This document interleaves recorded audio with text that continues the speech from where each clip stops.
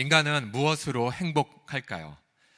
미국 하버드 대학교에서 1938년도에 대학생 268명을 뽑아 노년에 이르기까지 무려 75년 동안 그들의 인생을 추적해 봤습니다.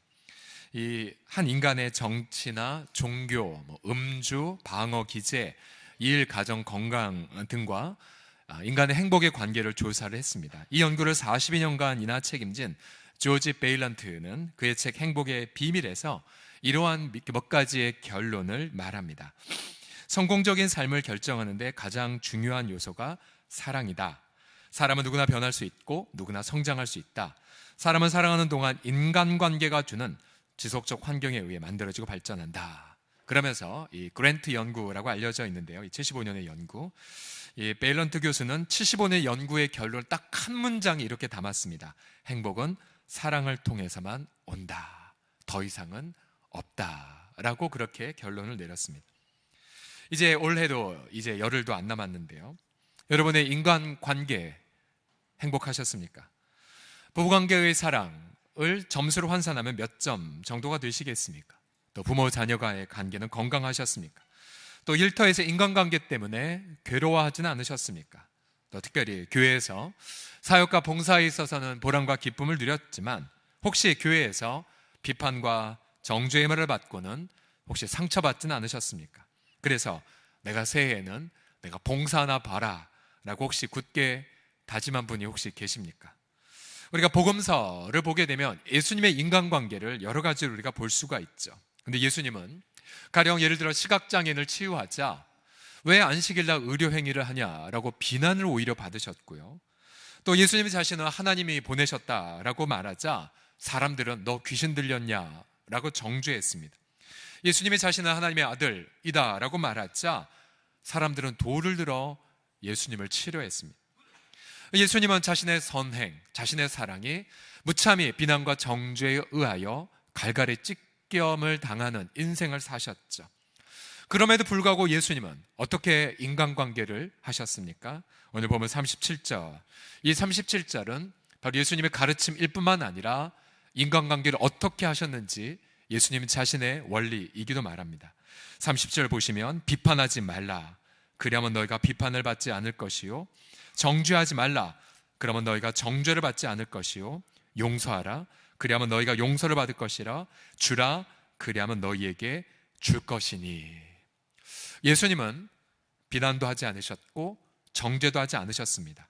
오히려 예수님은 용서하셨고 거저주시는 삶을 사셨죠. 예수님이 십자가에 못 박혀 돌아가실 때에도 아버지 저들을 사하여 주옵소서, 자기들이 하는 것을 알지 못함이니이다라고 그렇게 말씀하셨죠.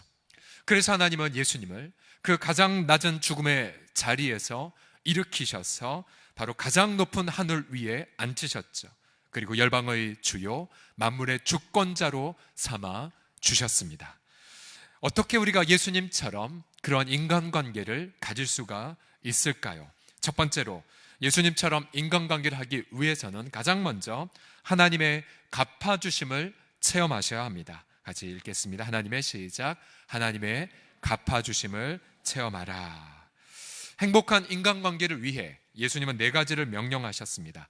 비판하지 말라, 정죄하지 말라, 용서하라, 거저 주라. 이 4가지 예수님의 명령 같이 읽어봅시다. 시작.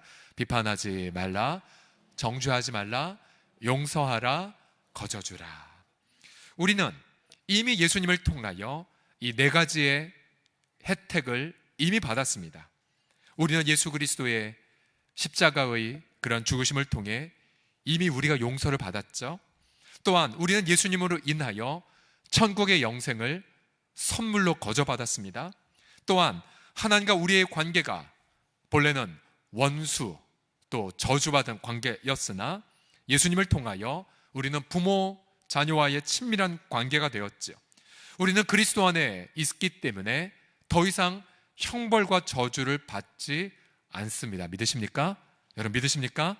그래서 여러분, 우리가 예수 그리스도를 통하여 용서, 거저받음, 또 비난과 정죄를 받지 않았기 때문에 우리는 동일하게 그 예수님과의 관계를 통하여 다른 이웃과의 관계도 동일하게 나가게 섬길 수가 있죠. 우리가 예수님의 사랑을 믿는다면 우리는 다른 사람을 정죄할 수 없습니다. 나같이 끔찍한 죄인도 용서받았는데 어찌 다른 이들을 비난하고 정죄할 수 있단 말입니까? 제가 천국 영생을 우리가 선물로 거저받았는데 우리가 어찌 우리가 대가 있는 섬김, 뭔가 박수를 받기 위하여 봉사를 할 수 있단 말입니까? 38절 하반절에 보시면 이런 예수님의 인간관계에 어떠한 축복이 기다리고 있는지 이렇게 말하고 있어요. 예수님은 그 당시에 시장의 상거래에 쓰는 용어들을 쓰셔서 네 가지로 역시 축복을 말씀하셨어요. 첫 번째로 곧 후히 되어 누르고 흔들어 넘치도록 하여 너희 품에 안겨 주리라 라고 말씀하셨습니다. 즉 우리는 조금 주었는데 주님은 후히 되어 누르고 흔들어 넘치도록 채워서 우리 품에 갚아주신다고 약속하셨습니다. 우리는 주님이 내게 행하신 것처럼 너무 감사해서 조금만 흉내냈을 뿐인데 주님은 우리의 흉내낸 그 부족한 삶을 받으시고 감당할 수 없을 만큼 우리에게 부어주십니다. 주님은 우리는 그 갚아주심에 감격해서 그래서 용서와 거저드는 삶을 조금 더 살아가고 그럼 주님 우리의 삶을 보시고 또다시 많은 것으로 갚아주시고 채워주십니다. 이것이 바로 행복한 인간관계의 선순환입니다. 예수님을 통해 은혜를 받고 사람들에게 나눠주고 다시 그것을 주님이 보시고 또다시 부어주시고 또다시 채워주시고 2주 전부터 우리 몇몇 성도들이 옥합을 깨트리는 예물을 계속 드리고 있습니다. 가령 파송이 끊긴 선교사님을 위해서 자신의 소중한 부분을 드리기도 했고요. 또 미래가 도무지 보이지 않는 미자립 교회를 위하여 소중한 그러한 예물을 깨트려 예물을 드리고 있습니다. 또 소외된 이웃을 위한 그런 장학금으로도 계속해서 드리고 있죠. 무명으로 다 드리고 있어요. 왜요? 바로 하나님의 그 감당할 수 없는 은혜를 체험받았고 그리고 하나님의 채워주심을 또한 기대하기 때문이지 않겠습니까? 우리가 이러한 인간관계의 행복한 선순환을 경험하지만 사실 우리가 인간인지라 좋은 일 했는데 욕을 받으면 여러분 상처받습니까? 아니면 상처 안 받습니까? 우린 다 상처받아요. 억울하기도 하고 분하기도 하지요. 우리 예수님은 어떠셨을까요? 선한 일을 행하셨는데 너 귀신 들렸냐? 너 죄인이냐? 라고 욕을 먹으셨을 때 예수는 얼마나 마음이 찢어지셨을까요? 우리가 성경을 보면 예수님이 그때마다 이렇게 자신의 아픔을 하나님 앞에 쏟아부으셨던 것을 엿볼 수 있어요. 가령 히브리서 5장 7절을 보시면 예수님이 육체에 계실 때에 자신을 죽음에서 능히 구원하실 이에게 어떻게 하셨어요? 예수님은 심한 통곡, 눈물, 간구와 소원을 올리셨고 그의 경건하심으로 말미암아 들으심을 얻었다라고 말하고 있습니다. 예수님도 아픔을 토로하셨고 하나님의 들으심을 의지하며 십자가까지 걸어가셨습니다. 예수님의 배반당하시고 체포당하기 직전 제자들에게 이렇게 마음을 오픈하셨죠. 내 마음이 심히 고민하여 죽게 되었으니 나와 함께 깨어 있으라. 누가복음 22장 보시면 아버지여 만일 아버지의 뜻이거든 이 잔을 내게서 옮겨달라고까지 기도했어요. 왜요? 너무 고통하니까, 너무 아프니까. 그럼에도 불구하고 예수님은 하나님의 갚아 주심을 기대하며 이렇게 마무리하셨죠. 누가복음 22장 42절 하반절 같이 읽겠습니다. 시작. 그러나 내 원대로 마시옵고 아버지의 원대로 되기를 원하나이다. 아멘.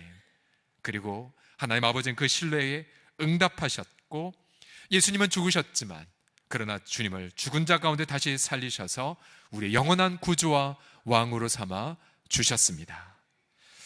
10년 전 다른 교회에서 부목사로 있을 때였습니다. 연말이 되어 교육자들의 인사와 사역이 발표되기 직전이었는데 제게는 그 공동체에서 매우 어떤 중요한 사역이 맡겨질 그러한 것이 예정되어 있었습니다. 그러나 발표되기 전날 모든 것이 다 뒤집혀 버렸습니다. 제게 약속된 권한은 절반으로 줄어들었고 전혀 예상하지 못한 곳으로 제가 보내어졌습니다. 몇몇 사람들은 수군거리며 누군가 너를 시기한 거야, 누군가 방해한 거야 라고 그렇게 말하였습니다. 저는 그때 우리 성도들이 직장에서 경험하는 애환, 가운데 하나가 있구나, 이런 생각이 들었습니다. 그러나 그 순간 주님은 제게 이러한 마음을 주셨어요. 경철아, 너의 파이는 줄어들지 않았어. 사람들은 인간의 제한된 파이만을 서로 나누어 가지려 혈안이 되어 있지만, 그러나 성도의 파이는 하나님의 무한한 파이란다. 하나님 무한한 파이를 사람이 제한할 수 없단다. 이런 마음을 주셨어요. 저는 제가 누군가의 어떤 음모로 피해를 보았다는 생각이 들 때마다 대적했어요. 쫓아냈어요. 그리고 주님의 은혜를 좇아서 늘 하던 것처럼 새벽마다 아침에 나아가 동료와 또 선배들, 또 후배들을 위하여서 계속해서 축복의 기도를 하나님 앞에 드렸습니다. 그리고 3년 후에 저는 서롱성 교회를 섬길 수 있는 선물을 받았습니다. 그리고 그 3년 기간 동안 담임 목사가 되기 위한 하나님의 예비된 준비들을 그 3년의 기간에 기가 막히게 경험할 수가 있었습니다. 결국 여러분, 세상 사람들은 자신의 그런 파이가 작기에 혈안이 되어 그렇게 치고받고 싸우죠. 그러나 여러분, 성도가 되었다는 것은 예수님 안에서 무한한 파이를, 하나님 무한한 복을 누린다는 것을 보장받았다는 것입니다. 주님은 여전히 우리 가운데 말씀하십니다. 후히 되어 누르고 흔들어 넘치도록 하여 너희에게 안겨주리라. 믿으십니까? 네, 중요한 말씀 다시 한번 읽어보죠. 후히 되어, 시작. 후히 되어 누르고 흔들어 넘치도록 하여 너희에게 안겨주리라. 아멘. 우리가 이 놀라운 하나님의 채워주심을 경험하면 관대해질 수밖에 없어요. 왜요? 내가 조금 더 손해봐도 그 손해보는 순간 느낌이 오거든요. 인간적 관점으로 손해보았지만 하나님이 후히 누르고 계시는 순간이구나. 그래서 오히려 더 감사하게 됐죠. 특별히 정말로 예수님처럼 선한 일을 했지만 비난과 욕설을 받으신 분들, 또 예수님처럼 선한 마음으로 갔지만 마음이 짓밟힘을 당하신 분들, 오히려 기뻐하십시오. 이제 하늘에 감당할 수 없는 선물, 곧 후히 되어 누르고 흔들어 넘치도록 하여 우리에게 되갚아 주시는 하나님의 선물을 경험하게 될 줄을 믿습니다. 옆 사람 보시면서 이렇게 고백합시다. 주님이 갚아 주실 겁니다 라고요. 시작. 어떻게 예수님처럼 인간관계를 이루어갈 수 있을까요? 용서와 나눔만이 바른 길임을 확신함을 통해서입니다. 용서와 나눔만이 바른 길임을 확신하십시오. 만일 여러분 성도가 용서하지 않고 나누지 않고 오히려 비난하고 정죄하는 삶만을 살면 어떻게 될까요? 용서와 나눔을 어리석은 것이라 여기면 어떻게 되겠습니까? 39절에 예수님이 이렇게 말씀하셨어요. 또 비유로 말씀하시되 맹인이 맹인을 인도할 수 있느냐? 둘이 다 구덩이에 빠지지 아니하겠느냐라고 말씀하셨어요. 자, 이 비유의 앞뒤 문맥을 보면 이것은 계속해서 용서와 나눔의 삶을 전제한 것입니다. 신천지는 비유풀이를 하면서 이 일부만을 끄집어내어 성경을 왜곡시켜 버리죠. 왜곡하는 죄를 범하죠. 여러분, 비유는 어렵지 않아요. 앞뒤 문맥을 보면 바로 해답이 나와 있어요. 여기서 말한 맹인은 어떤 맹인이겠습니까? 바로 비난과 정죄의 삶을 사는 사람들이죠. 용서하지 않는 사람들이죠. 그런데 이들을 가리켜 맹인이라고 말하면서 주님 뭐라고 경고하셨냐면, 비난과 정죄의 삶을 사는 자들은 앞을 보지 못하는 자들과 같아서 어둠 속에 결국 파멸하게 되고 자신도 망칠 뿐만 아니라 자신을 따르는 자들도 망친다라고 경고하고 계십니다. 여러분, 그러면 여러분 이 예수 그리스도의 사랑을 믿은 이 교회 공동체에서 여러분 누가 지도자의 자격이 있겠습니까? 누가 리더의 자격이 있겠습니까? 누가 직분자가 되고 누가 교사가 될 수 있겠습니까? 본문은 분명히 말하죠. 바로 먼저 용서하는 자들이 리더의 자격이 있는 것입니다.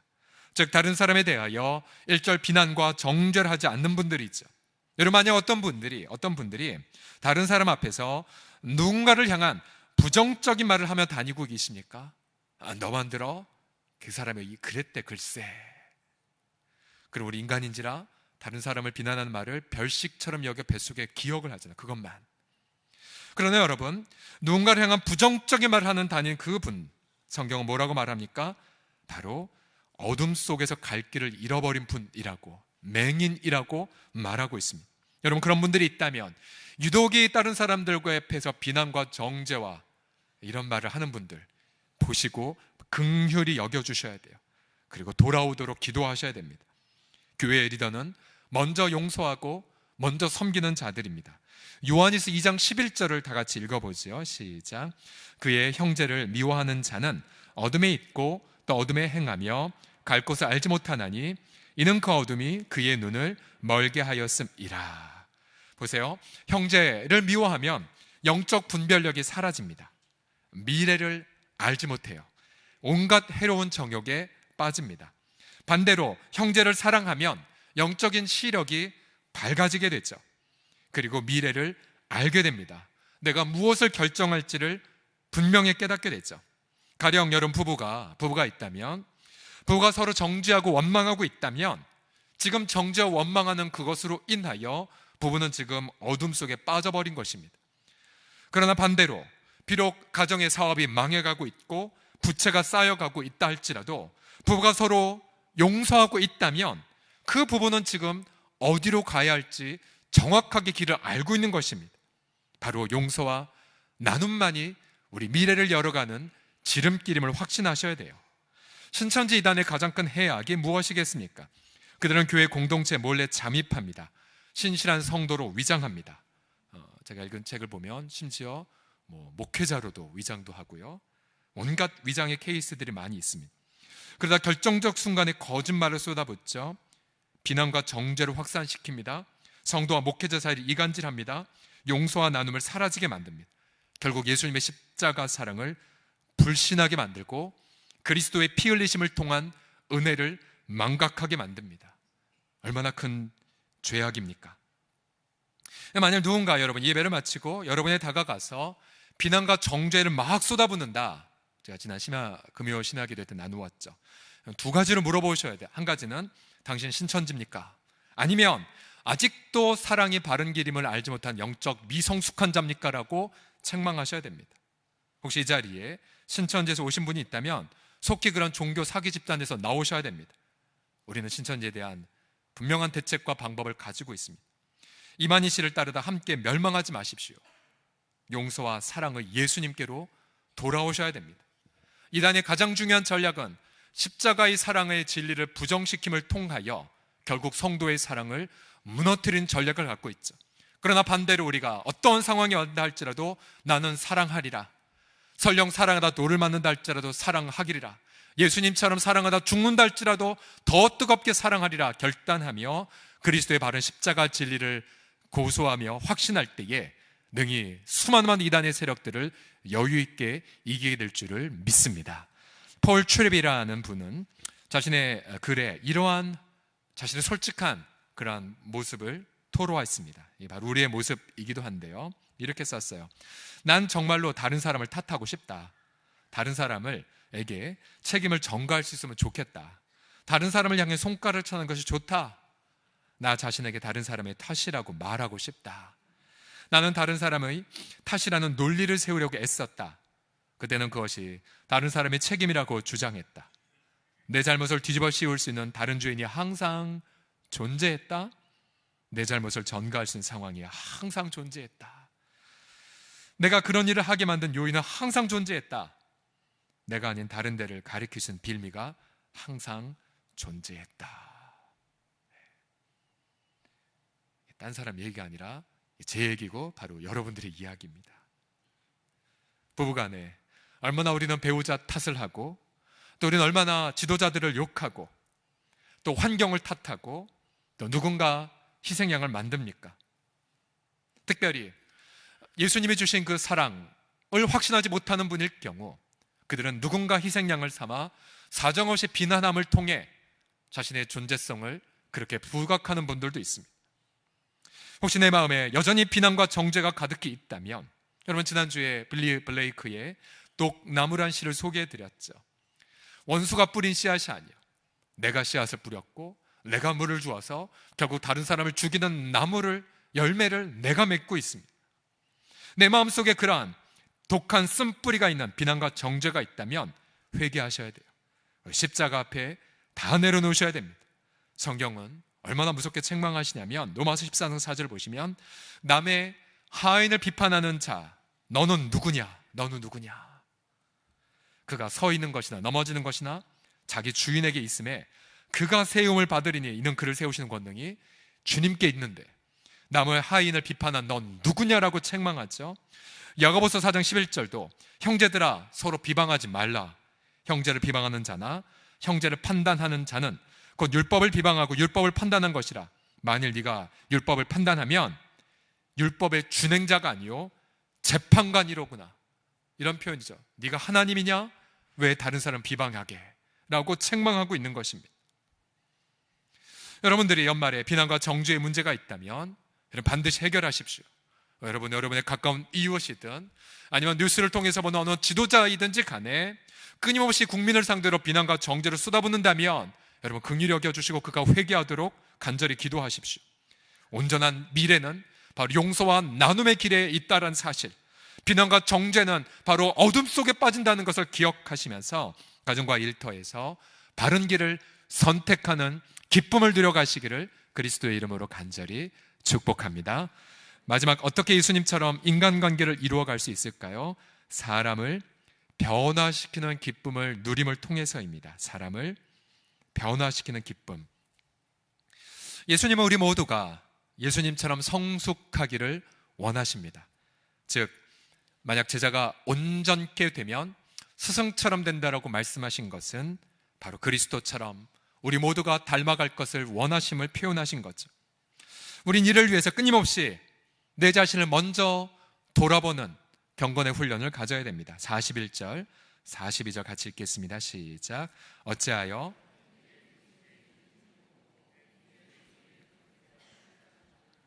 너는 내 눈 속에 있는 들보를 보지 못하면서 어찌하여 형제에게 말하기를 형제여 나로 내 눈 속에 있는 티를 빼게 하라 할 수 있느냐?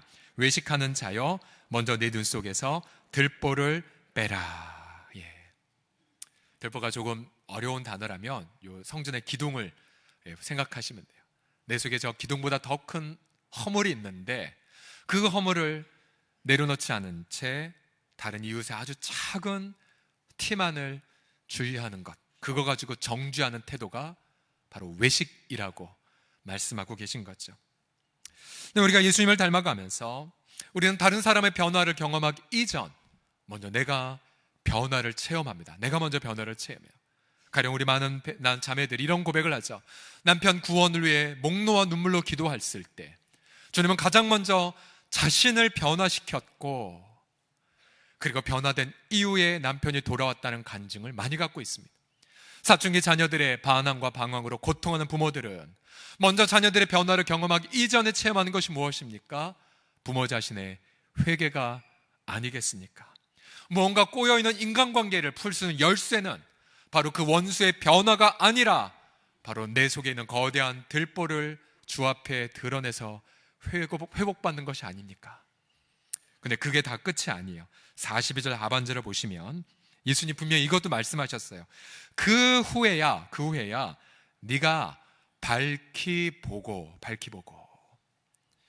여기서 이 볼 때는 정죄와 비난의 태도가 아니죠. 왜요?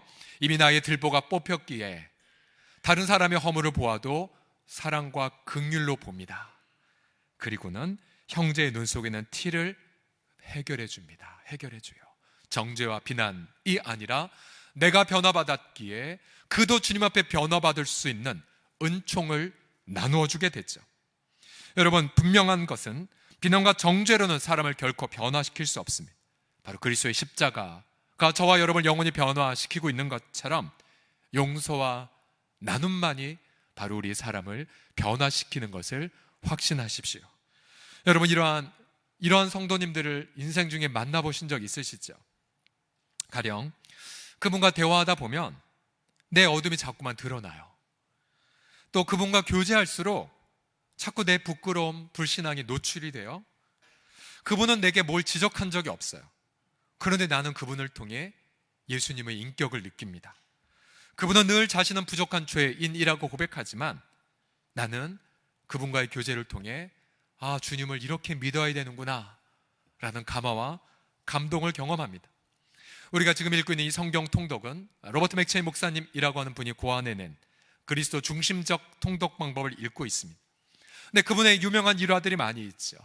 그분이 강대상에 설교하기 전 이미 성도들은 그분을 통해 감화받고 다 회개가 터졌다고요. 회개가 터졌다고. 저는 그런 인생이 되기를 사모합니다. 저와 여러분 모두가 그냥 얼굴만 바라봐도, 그분의 몸짓과 삶을 바라만 보아도, 그분의 눈물과 기쁨을 바라만 보아도 예수님을 경험하는, 예수님을 생각나게 하는 인격자. 여러분, 그러한 인생을 올해도 또 내년에도 그렇게 살아가시기를 주 예수의 이름으로 간절히 축복합니다. 옆 사람 보시면서 당신은 예수님을 닮아가실 것입니다. 한번 축복합시다. 시작. 당신은 예수님을 닮아갈 것입니다. 지난 목요일 저녁에 그런 분들이 많이 오셨었죠. 우리가 어울림마당 우리 장애인과 노인복지라는 가치를 위해 여러 기관들 함께 모여 특별한 송년 그러한 예배를 우리가 드렸습니다. 최인혁 전도사 지난 30년 동안 한결같이 사역을 하셨는데 알고 보니 90세가 넘은 노모께서 쉬지 않고 자신을 위해 하루에도 몇 시간씩 기도한 결과라고 하는 고백을 하셨죠. 얼마나 우리가 함께 뜨겁게 찬양을 드렸습니까? 또한 복화술사 안재호 소장, 깡 여사라는 인형 캐릭터와 함께 얼마나 많이 웃었는지, 또 얼마나 강렬한 메시지를 전하셨는지 모릅니다. 집회가 끝나고 마음속에 계속 감동이 되는 한 분이 있었습니다. 그것은 이 집회 가장 처음에 먹발을 짚고 불편한 몸을 이끌고 이 강대상에서 찬양을 드린 바로 조성철 찬양 사역자이십니다. 조성철 찬양 사역자. 이분은 원래 건강하게 태어나셨대요. 얼마나 우량아인지 사진관에서 아기를 찍고는 자기 사진을 걸어놨대요. 아기 모델. 너무 우량하니까. 근데 10개월이 되었을 때에 안타깝게 소아마비를 앓으셨고요. 두 다리를 걸을 수 없게 돼버렸습니다. 초등학교 1km 떨어진 곳에 가기 위해 아버지가 리어카를 개조하여 형제들이 리어카를 끌고 학교를 다닐 만큼이었습니다. 여수 애양재활병원에서 이제 치료를 받고 있는 와중이었는데 바로 그 병원에 와 있는 선교사님들, 의료 선교사님들을 통해 교회를 다니라고, 예수님 믿으라고 소개를 받고는 그때부터 그는 교회를 다니기 시작했습니다. 교회에서 찬양하고 기도한 것이 너무나 행복했고요. 그러면서 언젠가 어린 시절 이런 기도를 드렸다고 합니다. 하나님, 저 비록 장애를 갖고 살지만 하나님이 함께 하시면 무엇이나 할 수 있음 믿습니다. 저를 도와주세요. 그는 장애인으로서 역시 많은 편견과 차별을 받았죠. 그러나 주님 안에서 의뢰하며 그렇게 살았습니다. 찬양사역자가 되고 싶어 기도했더니 우연한 기회에 기타도 배울 수가 있었습니다. 그리고 마침내 결혼 정년기가 되었을 때에 그는 이렇게 기도했다고 해요. 하나님, 제가 장가갈 수 있을까요? 몸이 불편하니까. 근데 감사하게도 같은 공동체에서 좋은 자매를 만났고, 물론 엄청난 반대, 엄청난 핍박을 받았지만 마침 28살에 자기 형과 누나를 제치고 형제들 중에 가장 먼저 결혼에 성공하기도 했습니다. 그는 일평생 차별 없는 주님의 감당할 수 없는 사랑과 부어짐을 경험했고요. 그리고 전 세계를 다니며 주님의 그 행복을 아름답게 증거하고 있습니다. 지금 현재는 성남의 한 지하방에서 10명의 장애인 가족과 함께 주일 예배를 섬기고 있다고 합니다. 여러분이 들으셨겠지만 그의 찬양은 깊은 영성에서 나오는 맑은 샘물과 같았었어요. 그가 부른 곡 중에 인내하는 기도의 가사를 제가 읽어드릴게요. 인내하는 기도. 너무 조급해하지 마세요. 너무 서두르지도 마세요. 우리의 간절한 기도 주님께서 감찰하시니 아브라함이 이삭을 얻듯 엘리야가 비를 내리게 하듯 간절히 인내하는 기도 주님께서 응답하세요. 믿고 간구하세요. 받은 줄로 생각하세요. 의심의 검은 구름 저 멀리 버리세요. 지금 눈앞에 보이지 아니한다고 낭망하지 마세요. 실망하지 마세요. 우리 주님 역사하심을 믿으세요. 가장 적당한 날에 가장 좋은 것으로 우리 주님 예비하심을 믿으세요. 지금 이 연말 비난과 정죄 속에서 괴로운 나날을 혹시 보내고 계십니까? 혹시 모함을 받고 오해를 받고 계십니까? 또 내가 누군가를 비난하고 누군가를 정죄하고 싶어서 그 쓴뿌리 나요 혼자 괴로운 나날을 보내고 계십니까? 여러분 기억하십시오. 이 비난과 정죄, 이 문제를 맞닥뜨리기 전 우리를 이미 빚어가시는 예수님의 손길이 먼저 있었습니다. 그리고 마침내 당신의 형상으로 만들고야만은 그분의 미소가 먼저 우리를 향해 비추고 있었죠. 여러분, 먼저 예수 그리스도의 길을 걷는 자만이 예수님의 그 행복한 인간관계를 경험하실 것입니다. 여러분 결단하셔야 돼요. 가정 안에서 내가 예수님처럼 살리라, 내가 교회에서 예수님처럼 신앙생활하리라, 일터에서 그리스도의 길을 걸으라. 바로 그때에 가장 적당한 날에 우리 하나님은 가장 좋은 것으로 여러분에게 되갚아 주실 것입니다. 기도하겠습니다.